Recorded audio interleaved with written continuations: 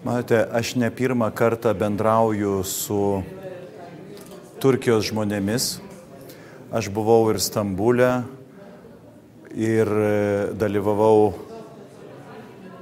vienam labai dideliam renginyje, kadangi tai buvo 13 metais World Peace Orchestra ir buvo koncertas, mes daug repetavome ir organizatoriai tai taip pat buvo žmonės iš Turkijos ir manau, kad pagal tai, kiek tai buvo jų filosofija panaši į Giuleno judėjimo filosofiją.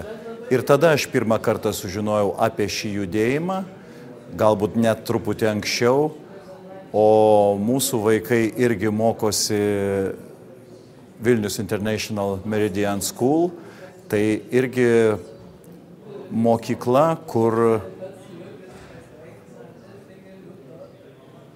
žmonės bendrauja, labai skirtingi žmonės bendrauja tarpusavį, skirtingi vaikai ir manau, kad tai yra labai geras dalykas, kad toks pozityvas, kuris yra išplaukia iš šio judėjimo ir ryšys tarp kultūrų, tai mes turėtume tik tai džiaugtis tuo ir stengtis, kad visi žmonių santykiai būtų pagristi tarpusavio supratimu ir meile.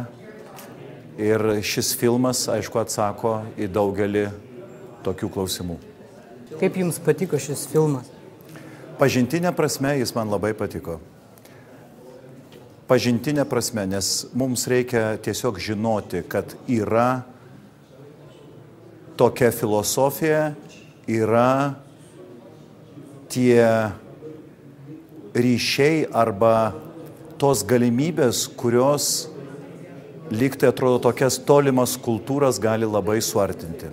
Na, man kaip liberalių pažiūrų žmogui nesvetimos tos humanizmo idėjos, kurios yra Giuleno judėjime, reiškiamas Hizmet judėjime, realizuojamos. Man visiškai priimtina koncepcija apie tai, kad švietimas, išsilavinimas yra raktas į mūsų geresnę ateitį, į harmoniją žmonių, taip kad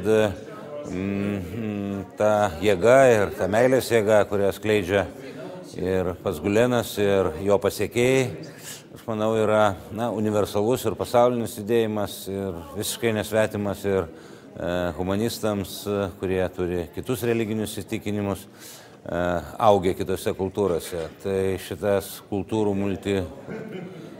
tai yra multikultūriškumas ir ta sąveika kultūrų. Tos idėjos, kurios kviečia mums visiems būti ir gyventi harmonijoje, jos, aš manau, priimtinos kiekvienam galvojančiam, sąžiningam ir progresyviam žmogui.